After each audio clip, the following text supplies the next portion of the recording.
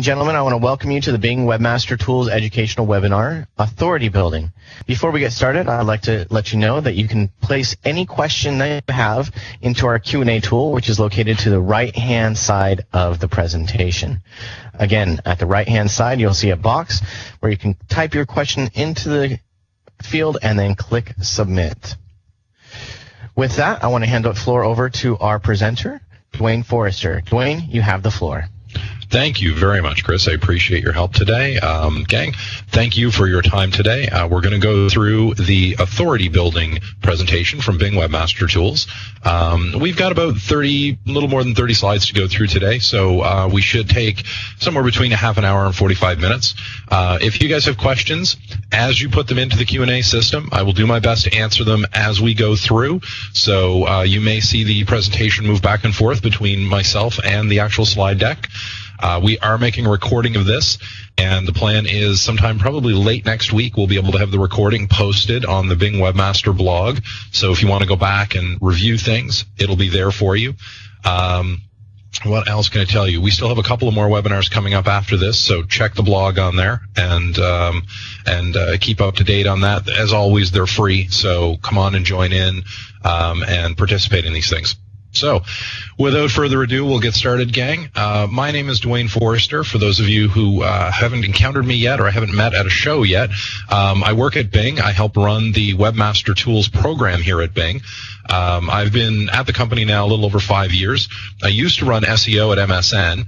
That was the job I did prior to coming over to Bing. So I understand small-scale SEO. I understand enterprise-level SEO. I've been doing this for over a dozen years now, so I've covered all the bases, paid search, email, everything there is out there. I've kind of seen it grow up. So hopefully I can offer some support and help for you guys. I do own about 150 domain names. I have my own websites that I run personally so that I am very fluent in what the actual webmaster arena looks like today, what it takes to build, optimize, and monetize websites. I stay very active in that myself. Along the way, I wrote a couple of books. And if you guys need me, at Dwayne Forrester on Twitter. I'm easy to get a hold of.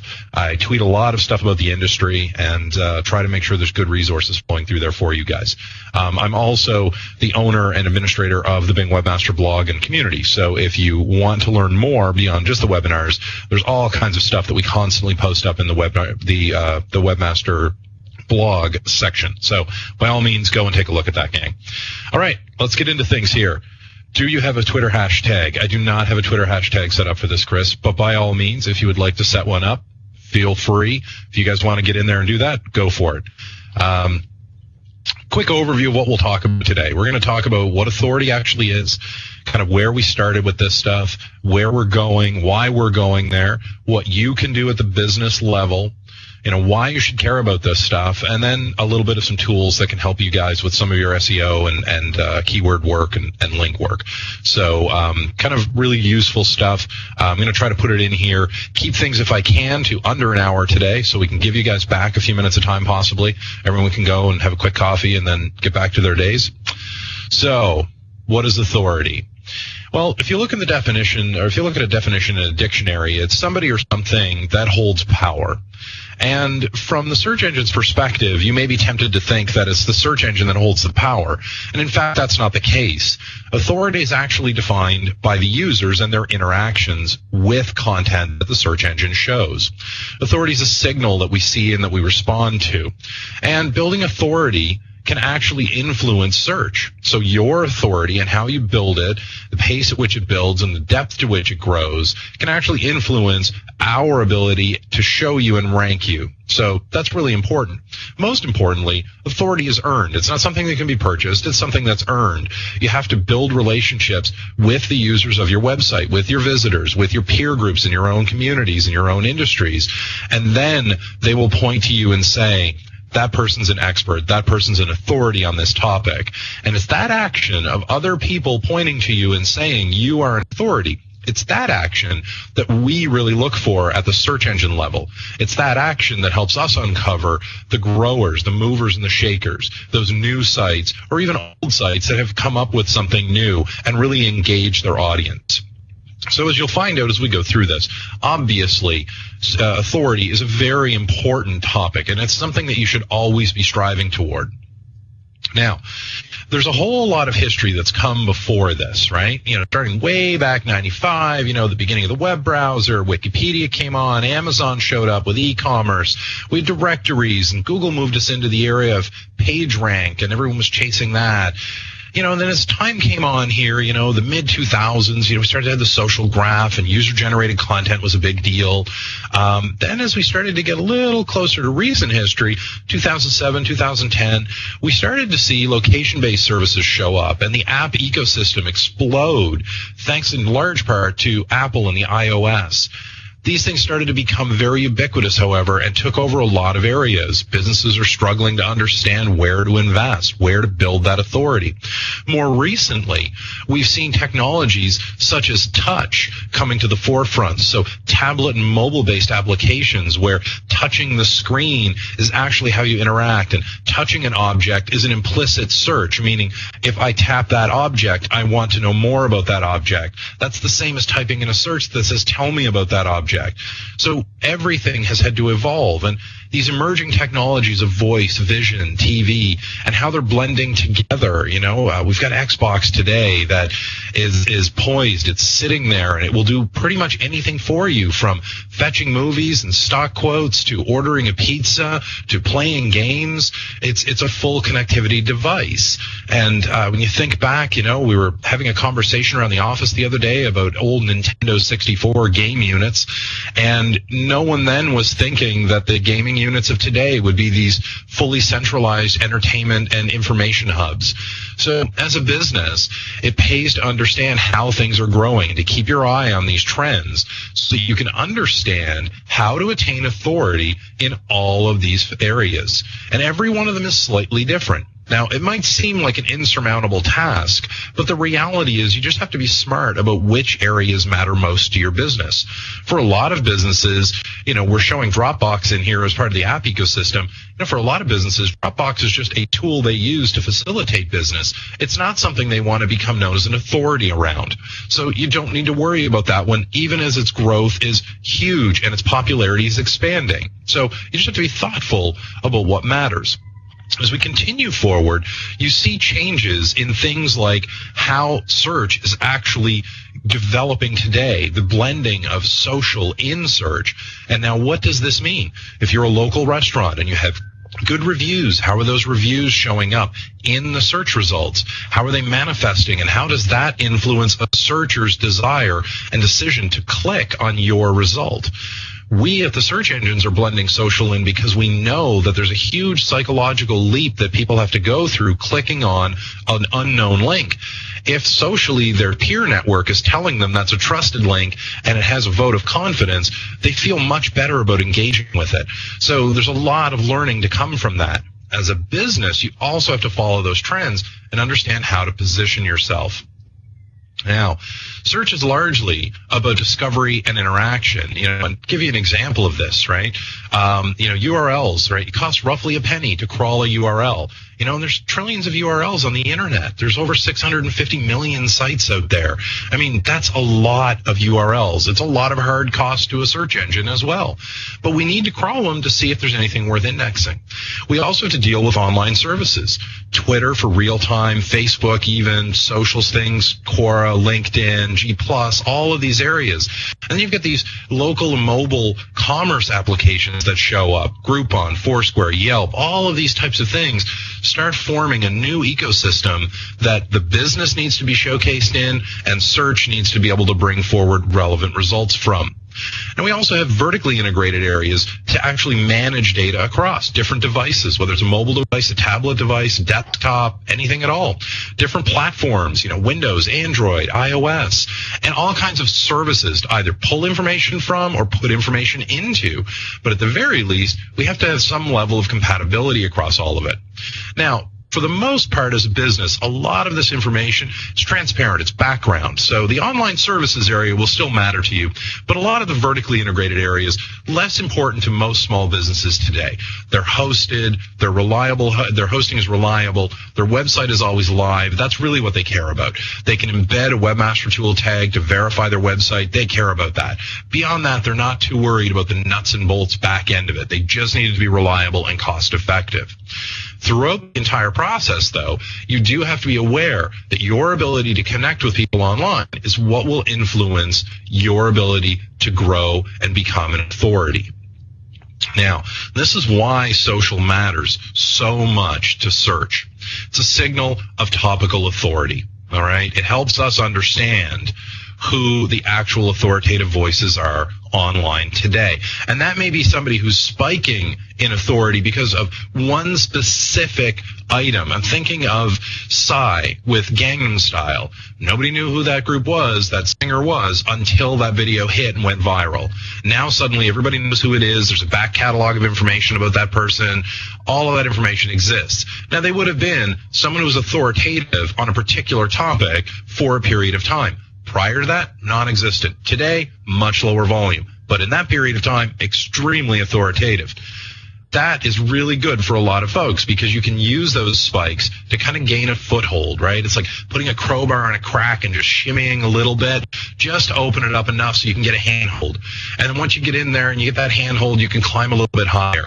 And then there's a little higher again and more. And as you continue to compound these wins, these kind of social high notes, your authority continues to grow. And that's ultimately what I'm going to advise for you guys.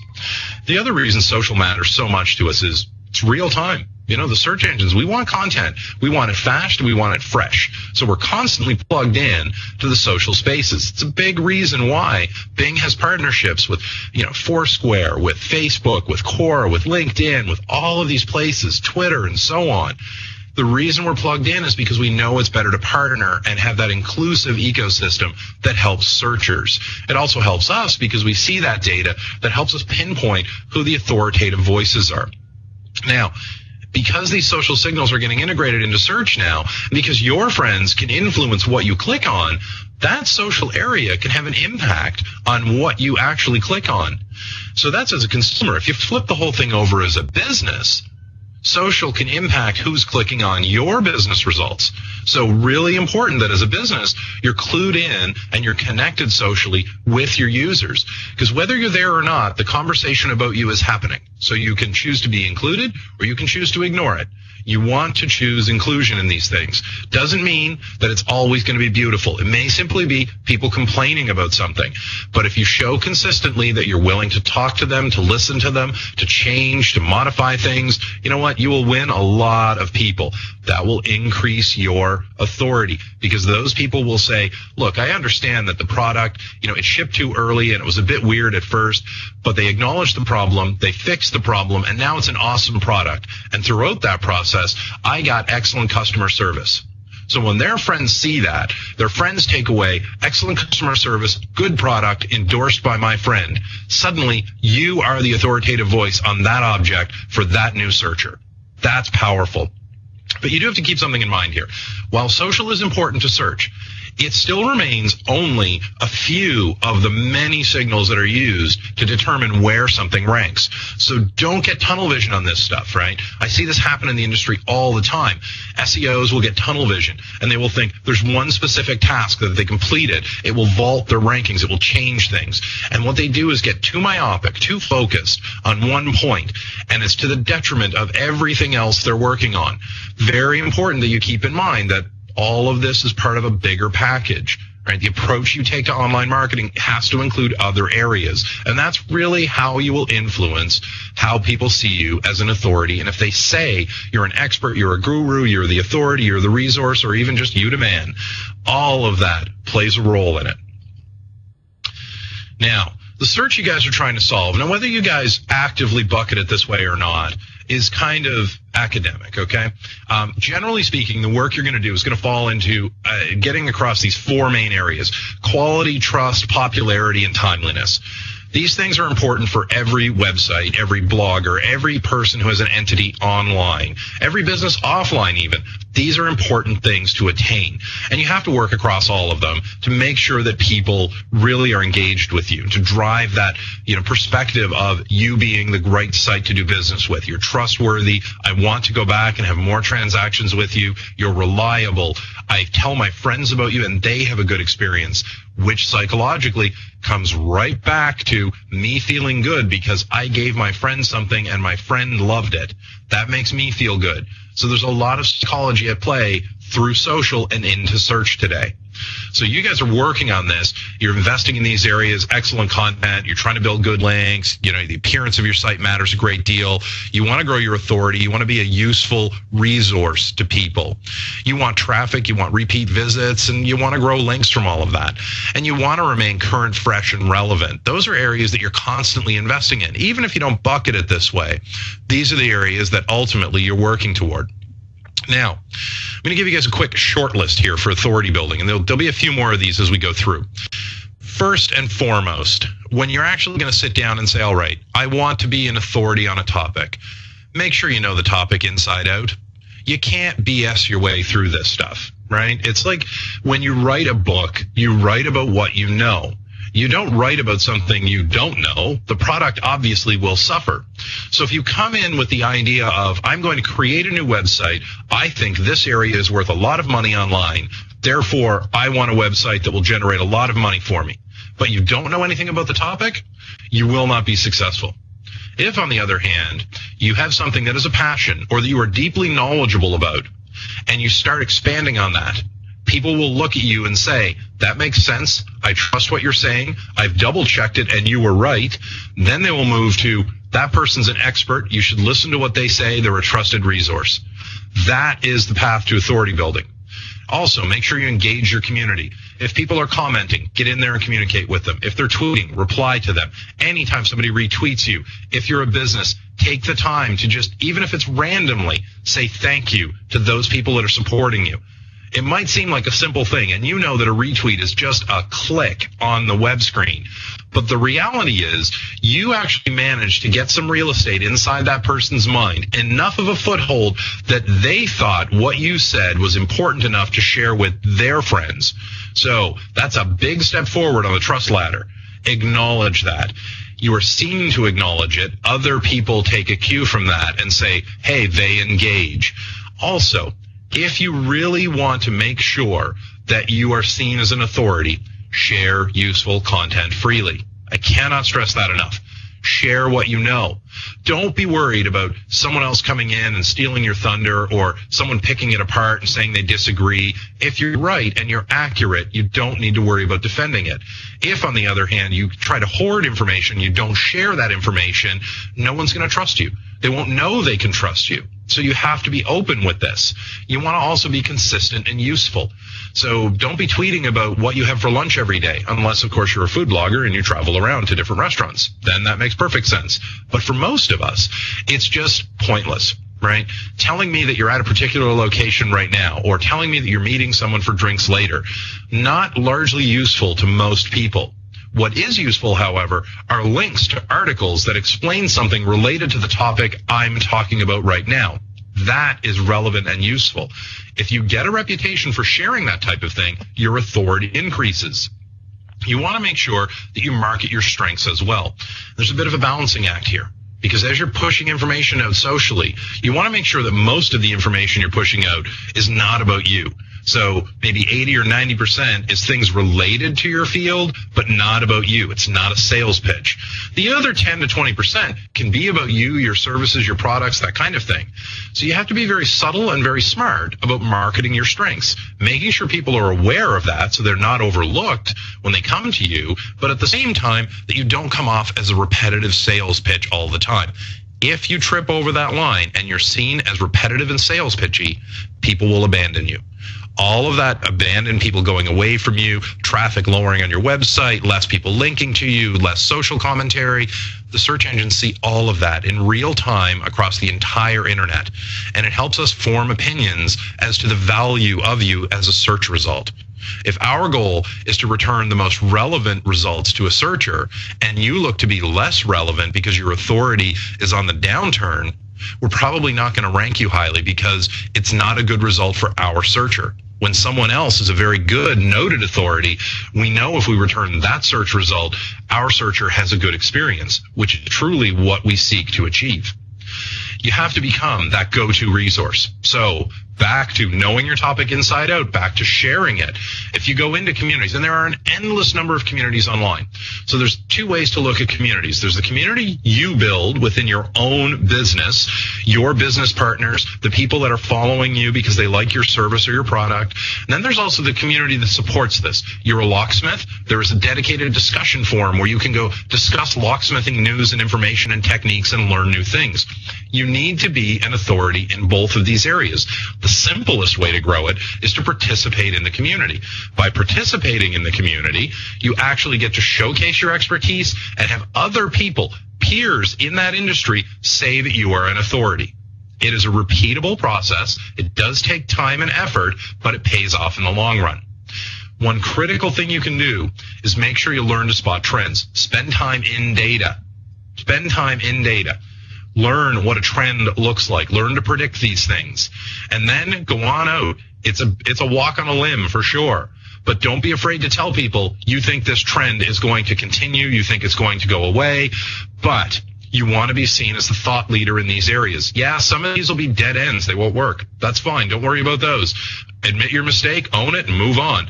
Because some of these are going to be winners. You're going to say, this trend will come to pass. It will come to pass. People will look at that and say, wow, there's a really smart person. They predicted that that was going to happen. And you don't need to do this every week. Even a couple times a year can be enough to cement you in the minds of your visitors that you are the thought leader. You are the authority on the topic. Ultimately, you're an authority when other people say you're an authority. If you tell people that on your website, you know what? It's kind of weak sauce. If other people talk about it openly, though, that means you are an authority. Now, knowledge. Theory is only one part of the equation here, folks. It's all kinds of topics. You guys are across a bunch of different things, right? The reality here is that experience matters. Now, theory is important. It's great to know that. But you cannot replace experience. You have to know it, live it, breathe it, be a part of it. Broad knowledge comes from this experience. So learn the topic, read about it, research it. It's an interest of yours. It's a passion of yours. Go employ what you know in the real world and figure out what works, what doesn't work. All of this is constantly changing. Therefore, your experience will help you understand the reality of the theory. Maybe some parts of the theory are out of date. Anytime you read a book on a topic, chances are good that the state of where it is today is more advanced than when the book was written. So you, through experience, will actually learn where those changes exist. That helps you understand the overall trajectory and movement of a topic and can help you predict then how things will evolve in the future. Now, this experience, it helps you anticipate those changes as well. You've seen something happen in the past. People have gotten onto this idea. It's flourished, and then it's gone away very quickly. You spot a similar thing happening 5 years later. Suddenly you know, okay, you know what? Limit the excitement on this. Watch it carefully, but plan for it not being around long term. That's really important. And you have to understand something, and I've learned this very much. Last year, I spent a lot of time meeting with startups and actually getting into their culture and understanding how they approach their businesses individually and as a group as well. And one of the things that was consistent across every startup that was even halfway successful is they see failing as learning. They don't look at something and say, wow, we put all this effort into it and no one showed up. What they do is they look at it and say, wow, we put all that effort into it and we didn't hit the target. The question is, how close are we to the target and where is the target from where we're at? So let's move a little to the left. We get more people interacting with us. We're on the right track. So that fail that a lot of people see, they didn't hit a home run their first time. A startup looks at that and says, okay, there's a stake in the ground. Now I can move from a known location and learn more. Failing is learning. You have to embrace that. And the more experience you have, the more knowledge you have. You can start using that, amplifying it, and putting it all out there for folks. Now, I'm going to hop over here to some questions. We've got a few of them piled up here. So, David, yes, the full video cast will be available later, probably next week on the Webmaster Tools blog. Where can the slides be found? Alex, see my previous statement. Webmaster Tools blog next week. We'll put the whole webcast up for you guys. Can I really become an authority, even if my market does not count with the social aspect? I mean, can I really get good rankings with on-site optimization efforts only? Jamie, listen, the reality here is social impacts you whether you're involved with it or not, okay? There isn't anything out there where people aren't talking about something socially. Now, the reality is it may not be social, it's happening online.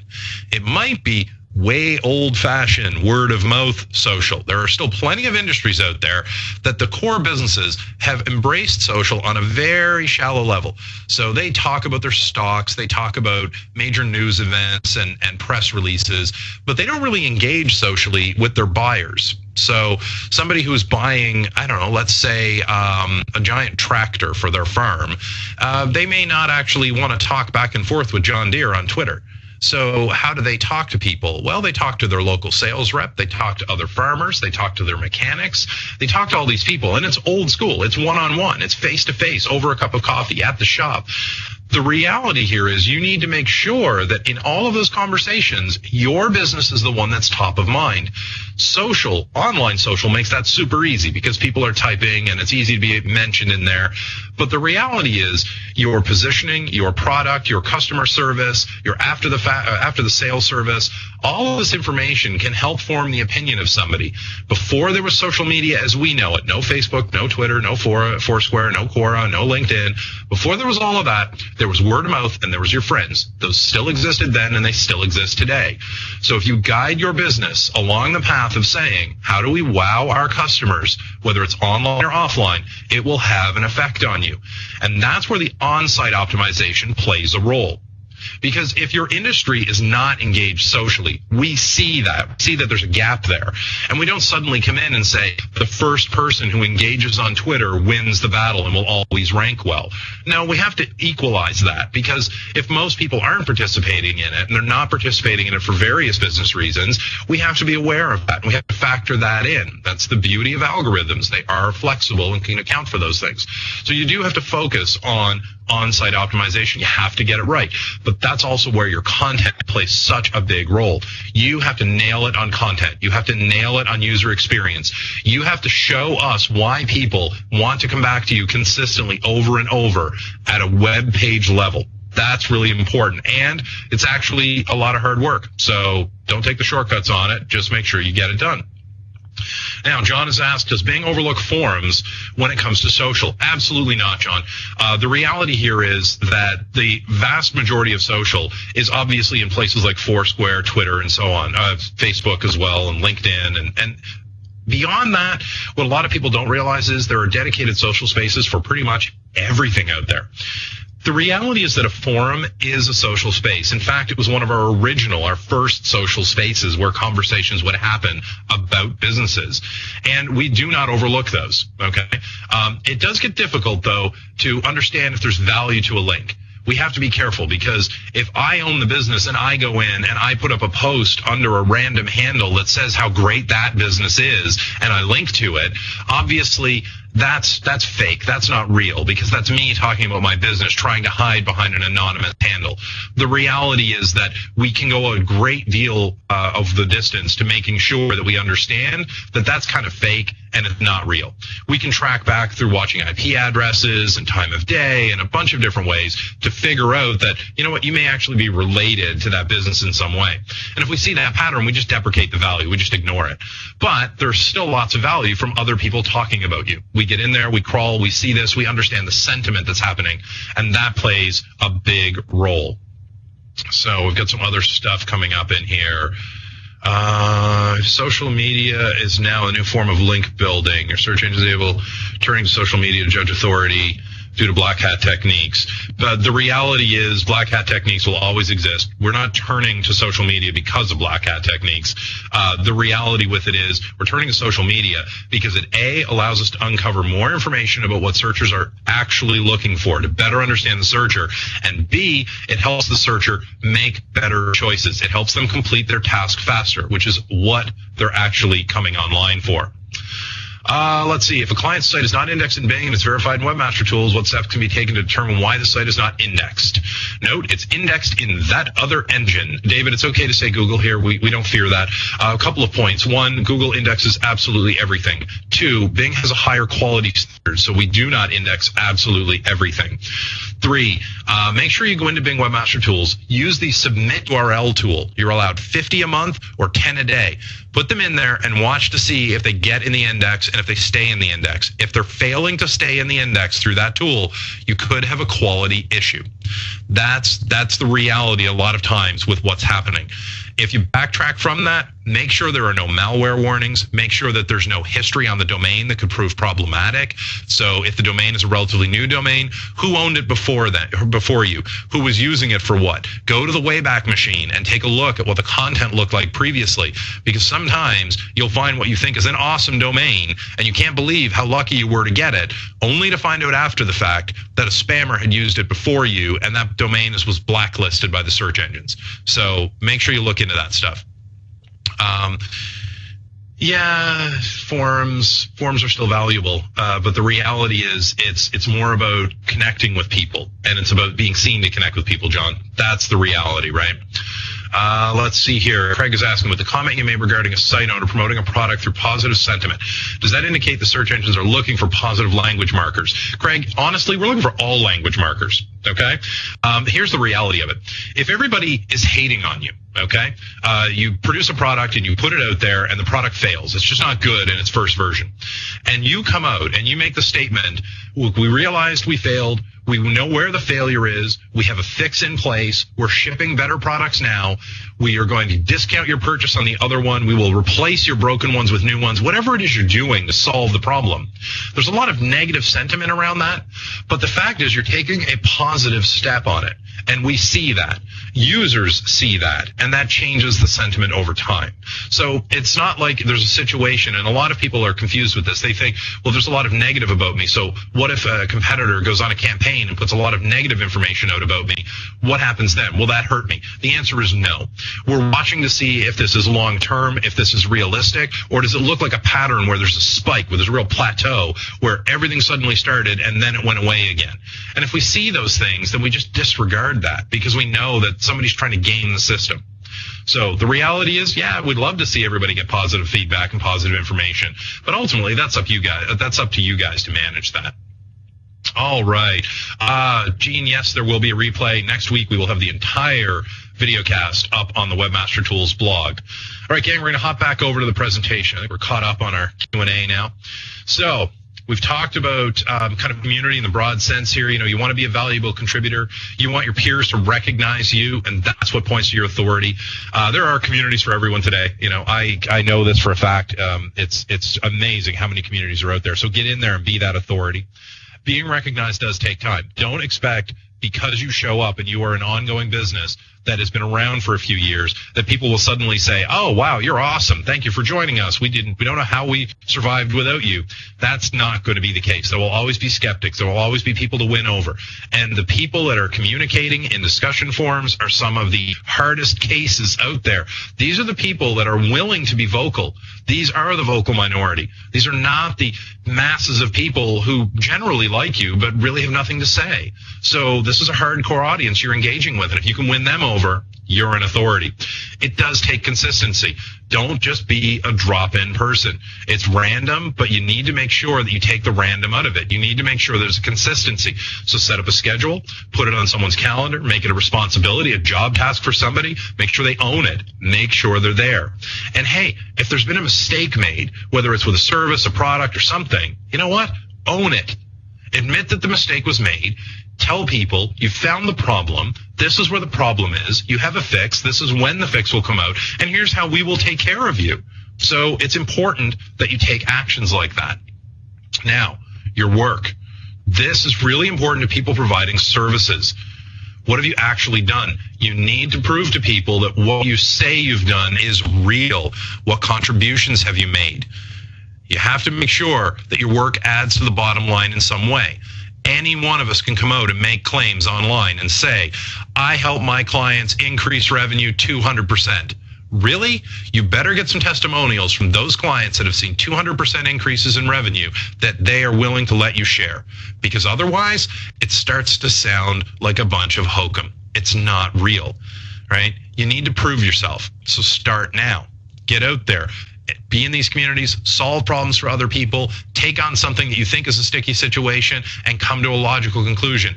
Do the work, evenings, weekends, extra time, whatever it takes. Solve it. Because when you put that solution out there, not only will the original person who had the problem be thankful for it, but you will have proven to the community that you have the goods, that you know what you're talking about. Please be careful with this next one. Don't learn on your employer's website. Okay? Extremely important for consultants. Do not position yourself as an expert on a topic to get a client and then learn on that client's website, possibly harming them. Please don't do that, because it will come back to bite you. It will hurt the business, it will hurt your industry, it will hurt you, and it hurts the quality of search results. Everyone loses in that. If, however, you're a business and you're already investing in something and you want to try something new, go for it, because that's how you learn. But if you're new as a consultant, build your own websites, practice on your own websites, grow your experience firsthand with your own successes and failures. That's how you do this.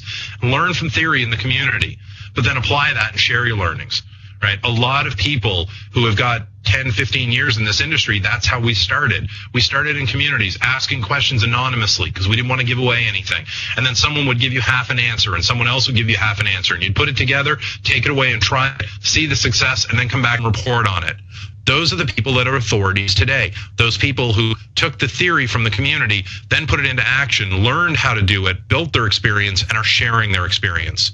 Everybody can follow this pattern. Now, you as a resource, this one is personally important for everybody here, but it's also important from a business perspective, okay? You've got to ask yourself, is your voice in demand? This is a great test to understand if you're growing your authority.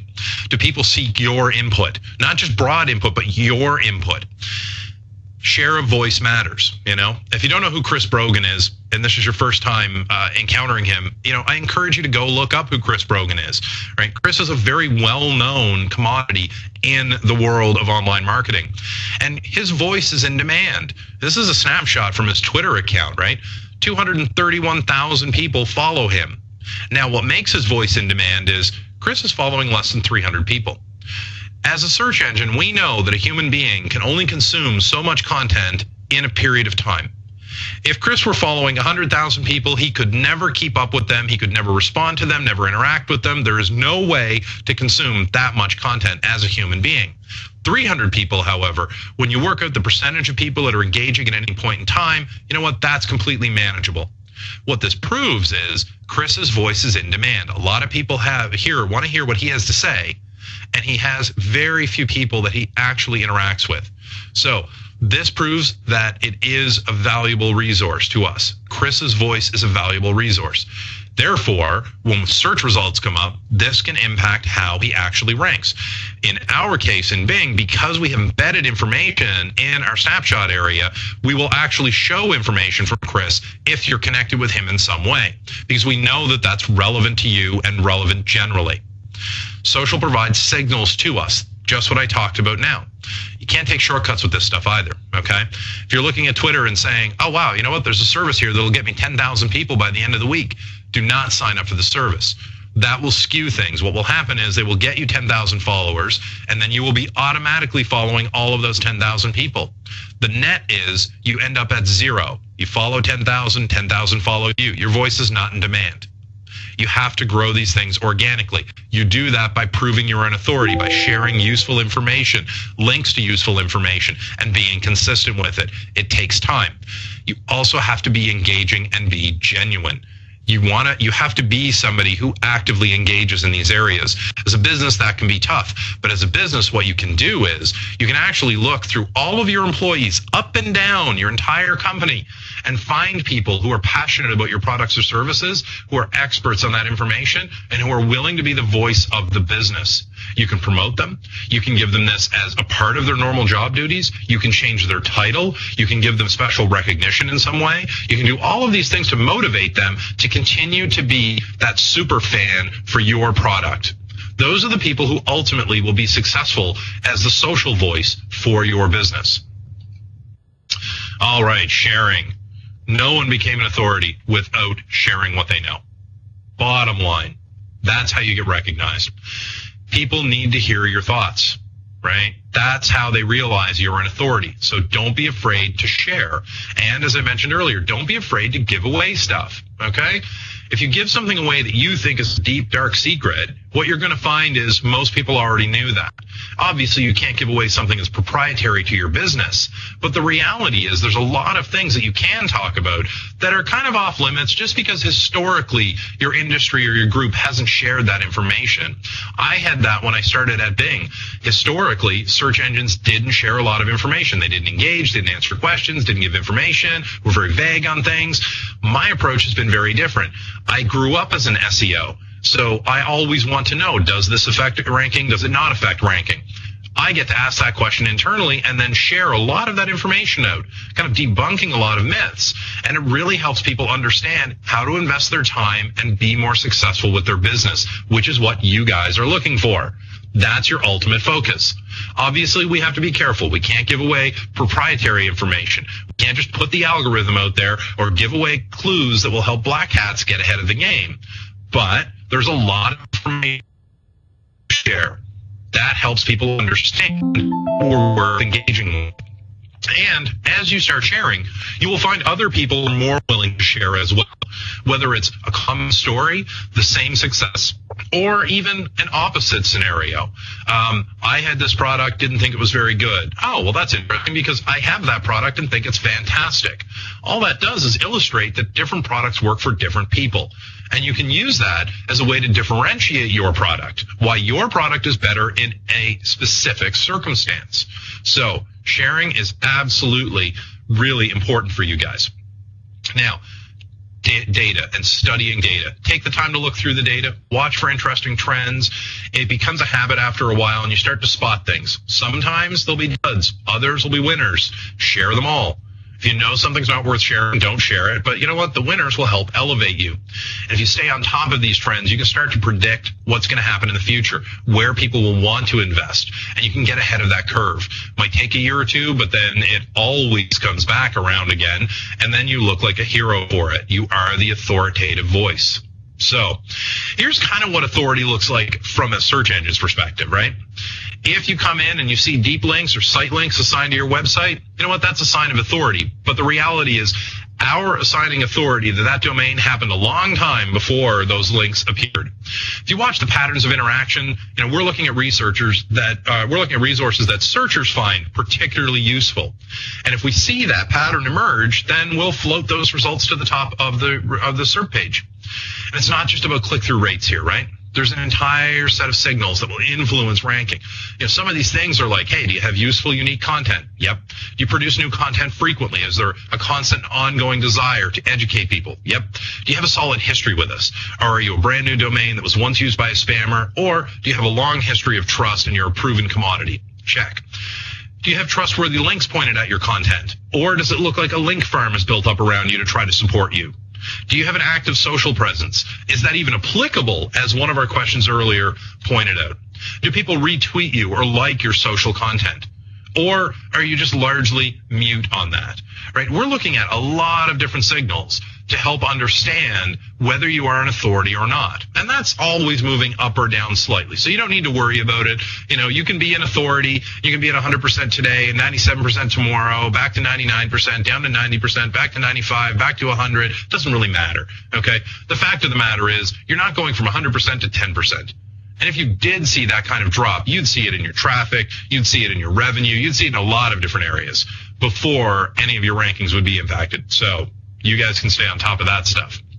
Now, the search that we're trying to solve for, 1 in 4 searches deliver successful results. That means 3/4 of searches need to be refined.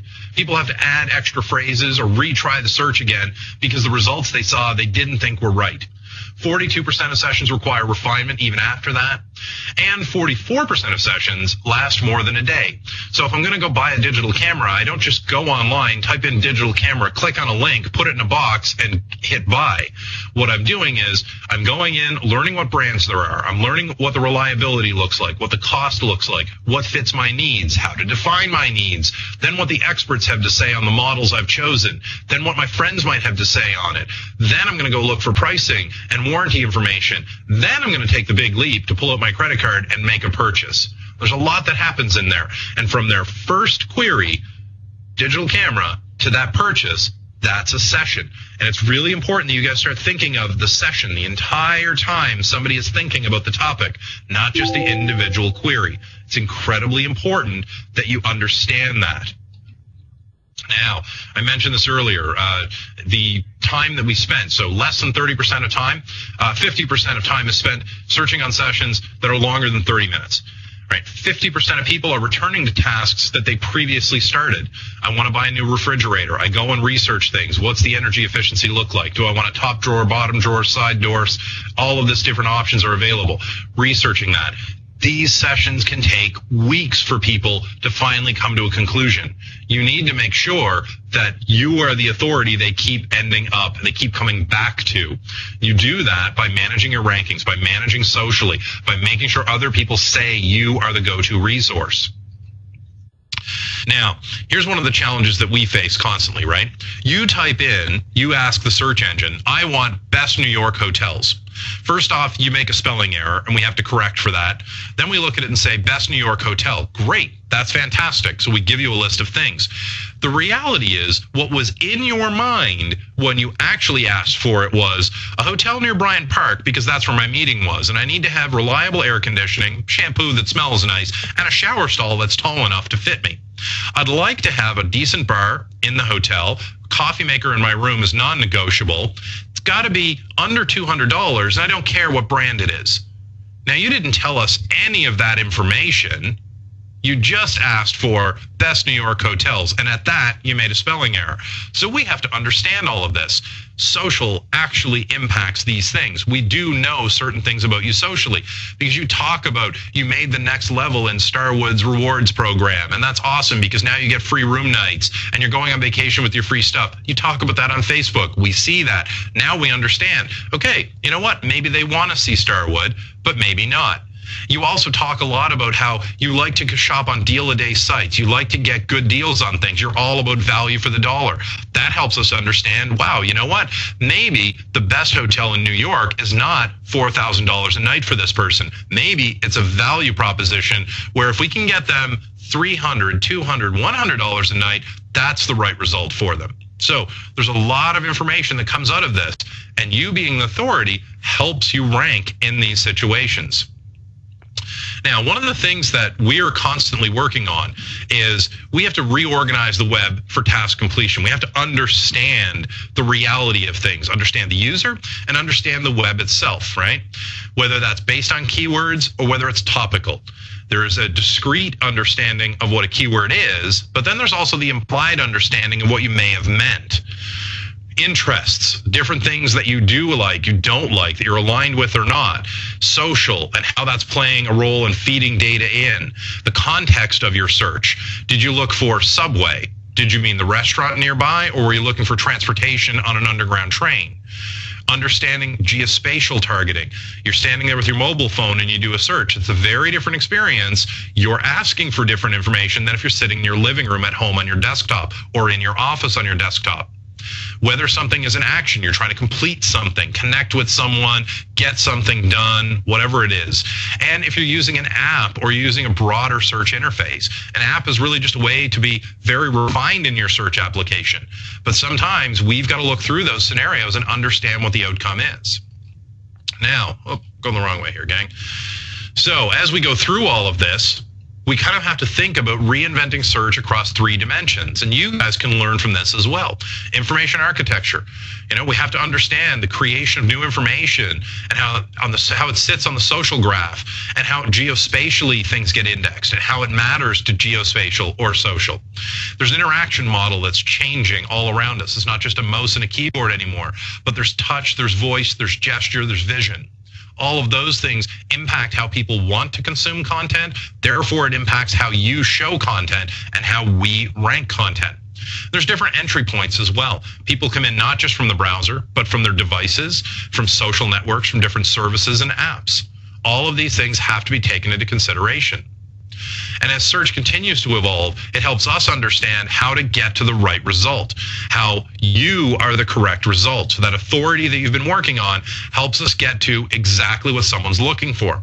I blogged about this last week about creating personas, and Linda is a persona that we've created here. She does a query for home gym.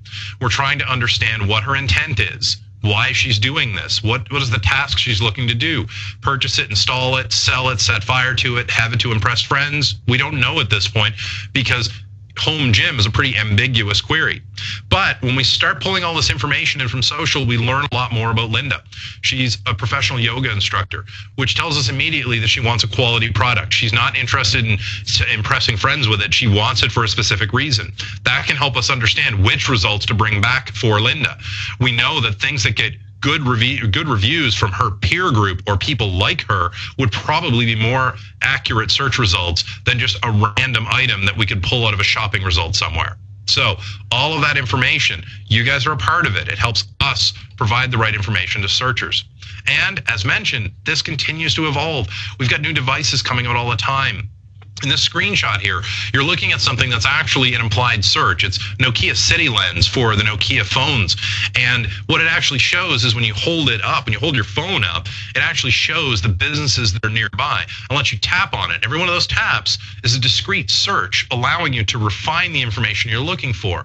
So I hold my phone up, and what I see is all of the businesses around me in the city I'm located in. It knows where I'm located. It knows my street. It knows what businesses are nearby, and it shows me those. But I only want to go for lunch, so I tap on eat. Then it refines that entire search around only restaurants. Then I can tell it only 3-star or higher, or only $2 signs or lower. So I want something that's quality and cheap. Or I want something within a specific radius of me, a quarter of a mile, a half a mile. All of these are searches that are happening. And then eventually that result comes up, and the ratings from different services like Yelp and these other areas are shown to the user, and that impacts them saying, I want to go to that location for lunch. They tap on it one more time, their phone now becomes a map and gives them step-by-step directions on how to get to your business. So really important that businesses understand how mobile is changing all of this. And don't just make the mistake of thinking that mobile is strictly about your cell phone or your mobile device, right? It is tablets as well. That's a big deal. In fact, by 2021, not too long from now, we're going to explode from about 9 billion mobile devices today to 25 billion. The graph gives you an indication of what this projected growth is going to look like. So you don't have a luxury anymore as a business of saying mobile is secondary. Mobile doesn't really matter to me. Mobile has to matter to you. You have to make sure that you understand how your business shows up in all manner of searches, in all of these different things. It is a lot to stay on top of. But again, if you go through data, if you understand the data, you can look at, hey, that service is growing. It's growing for these reasons. Therefore, I think it will continue to grow versus this other one's a flash in the pan. It's not going to be around long. So we don't want to invest trying to align with that. But this is today's business online. This is the reality of it. So you have to keep on top of these things. Now, when you're talking about what kind of the basics for success, right? Don't take shortcuts with this stuff. Build your social followers and fans organically. Make sure you share useful information. Those things go a long way to building your authority. You have to get the basics of SEO covered, but then focus on your content. Focus on how you're interacting with your people through your user experience. These things are really important, and it's worth repeating. Unique content still works. Don't take shortcuts. Don't go to article services. Don't get random people to write something, because I guarantee you those people are probably selling it not just to you, but to other services. So you want good content? Again, find those people inside your businesses that are passionate about your products and services and get them started creating that content. Inside a year, you will be the authority in your segment. You'll have so much great content that we definitely want to showcase that. It really makes a difference. Now, the big picture that you guys are kind of, got to keep an eye on here, right? I get asked this one all the time at conferences is, where do these things fit in, right? So I drew up this graph, and this is how I actually look at the world of online marketing. This is how I kind of put it all into perspective, right? SEO is very clearly on here, so you have to focus on that on-page work and the technical SEO. But the reality is, content is much more important. The user experience is hugely important. If you wow people, they will want to share you with their friends, because that's a win for them personally. So that user experience goes a long way toward that. How you're interacting socially reinforces all of that. Links are still important, but realistically, the way you build good links is through excellent quality content, great user experience, connectivity and engagement with your visitors. Then they go build the links. That's how you do it. It's a proven approach, and it's a safe approach. It almost goes without saying, but I promise you, I am going to say it and I'm going to mean it. Do not buy links. Don't do that. There's one thing the search engines are good at, it's spotting patterns. And if we think we spot a pattern of link buying, most of the time we just deprecate it. We just ignore it, which means you're wasting your company's money at best. If you go too far with it, though, you could end up blacklisted. And that is an even deeper hole you'll find yourself in. So you want to stay away from buying links. All right, we're coming up on time here, gang, so I'm going to move us along. The last few slides that we're looking at here are more about the actual tools that we offer, okay? Google offers a lot of tools and Webmaster Tools, and I encourage people to use them. I also deeply encourage people to use our tools at Bing Webmaster Tools, because everything you see in orange or red, depending on how it renders on your screen here, these are tools that Bing offers that Google does not offer. We offer SEO reporting. We will generate reports every 2 weeks if your site's verified with us. We will tell you exactly what you need to work on. So pay attention to that. If you want to look up link information about your site or a competitor's website, the Link Explorer will help you do that. SEO Analyzer is an on-demand real-time tool that will actually help you understand what you need to work on immediately. So lots of value in those things. Now, I'm going to move through these last few slides really quickly so I can get back to some Q&A here. We do have an organic keyword research tool. It is organic. All other keyword research tools from search engines are from the paid side.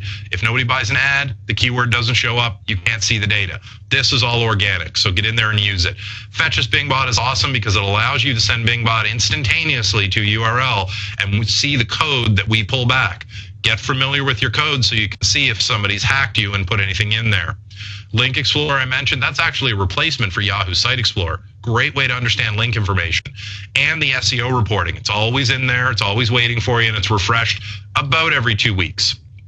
SEO Analyzer, this is a visualization of what it looks like. It's a great tool. It overlays directly on your website inside the tools and tells you exactly what the object is, what's wrong with it, and what you need to do to fix it. You still have to do the work, but we'll give you a lot of pointers. Now, I'm going to leave us on the wrap-up screen for a minute. I'm going to move over to Q&A here because we've had quite a few build up here. We shouldn't be buying links, but what about paid links and business directories that offer deep links? Duncan. You know, Duncan, we understand the reality of directories and buying exposure in directories. Those really aren't the problem. What we're thinking about here are paid links from unrelated websites or even related websites, and those are a lot more. The point behind a link is that it's a trusted resource. If you're buying a link in a directory, most of those directories will have some level of human editing where someone will go in and actually review what's going on in there. And it might not be immediate, but they do eventually get around it. The paid links that we're really concerned about are the ones where there is nothing to that. It's literally you paid Dwayne Forrester to put up a link on Dwayne Forrester's blog to you. Dwayne Forrester took $100 a month from you to put up a link to your product, and he didn't care about it. He just cared about the $100. That's the problem. Let's see. How does Bing Business Portal fit into authority building? First off, Bing Business Portal, great space for local businesses. You have to be bricks and mortar to participate in that. But if you are a bricks and mortar, what ends up happening is you get to control the content that's showing up in there. That information shows up in Snapshot. When somebody does a search and you're related, whether it's to the topic or because it's in that area, suddenly you become a resource that's going to be shown in there. Okay, you can use the reviews that show up in there. You can use your ability to put the right information in there, and you can change it anytime you want. So you can use Bing Business Portal to directly communicate with your local business people.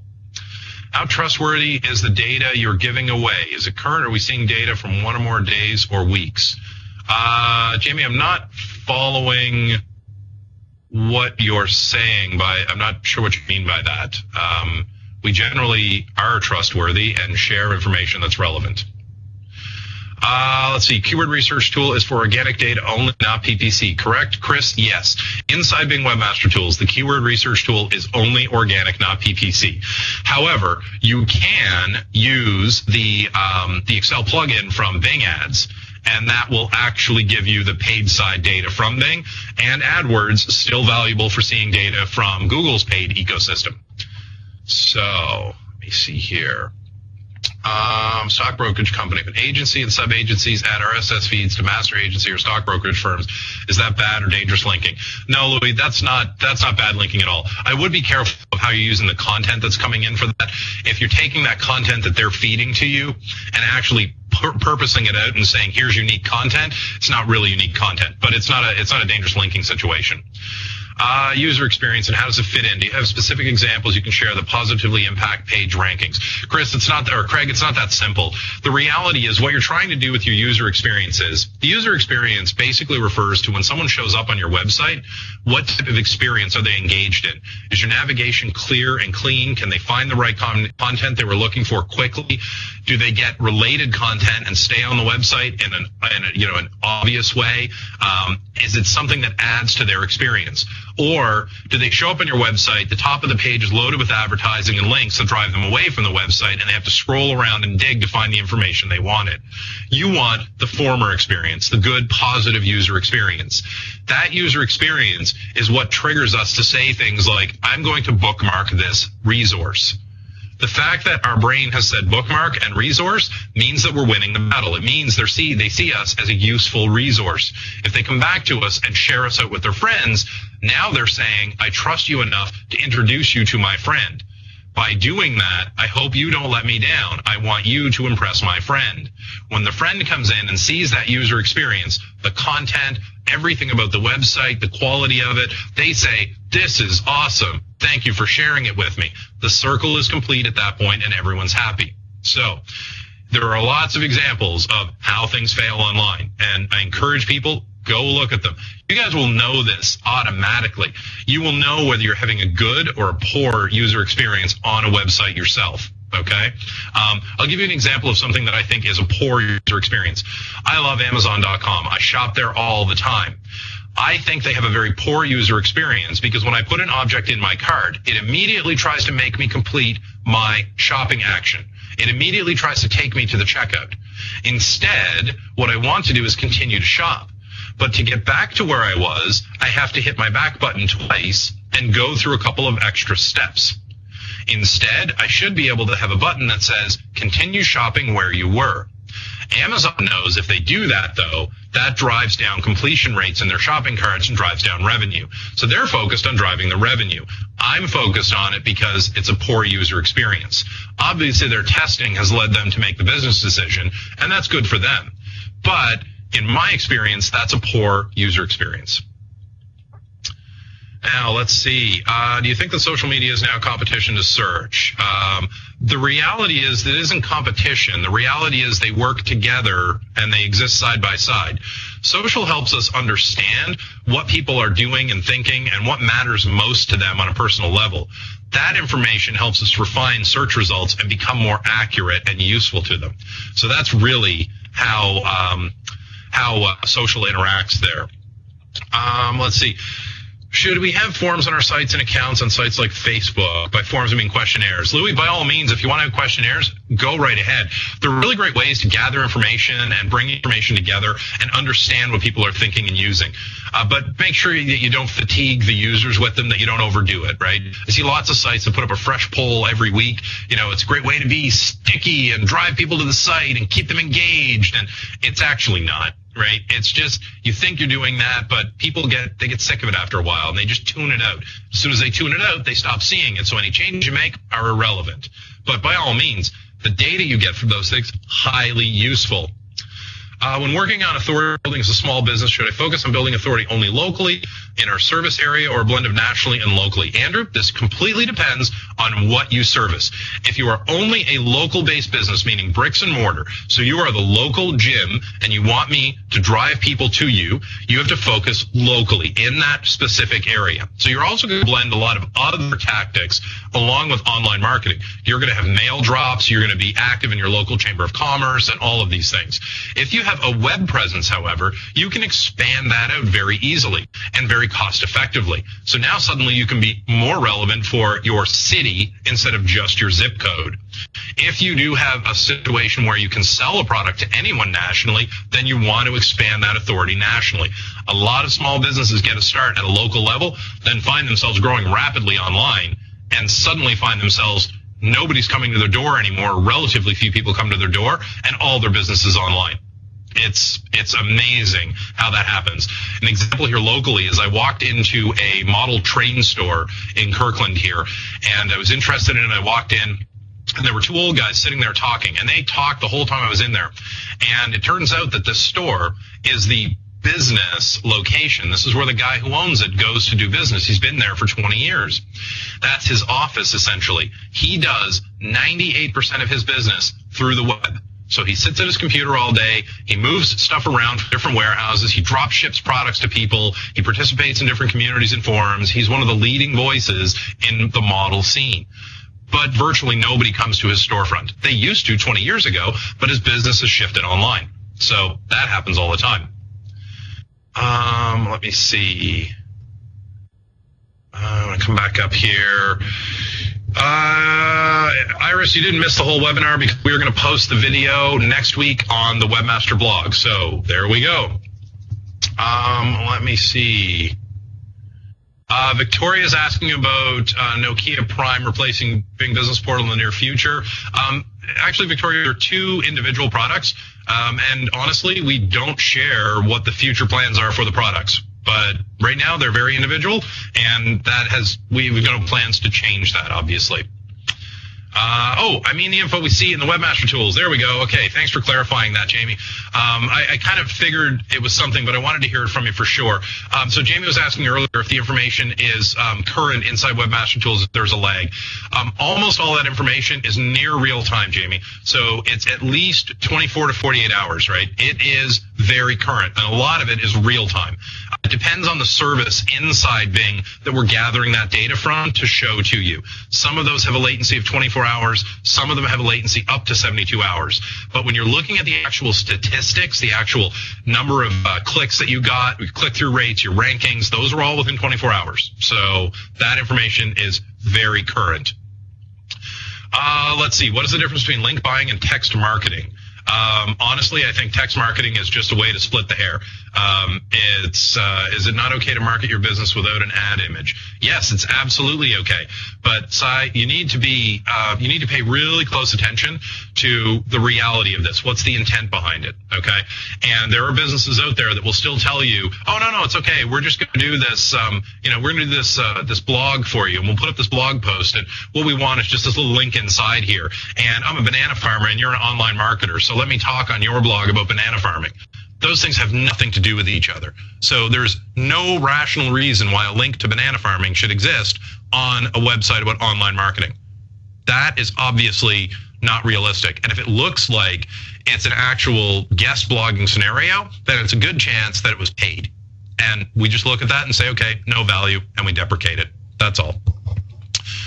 Let's see. Please consider a webinar for Bing Business Portal if you've not done so already. Carolyn, we have not done so. Actually, that's not true. We did one about a year and a half ago, but it's quite old. There's been a lot of updates to it, a lot of changes. So I'm going to make a note and put that on the calendar. I'll talk with the Bing Business Portal team and see if we can pull something together.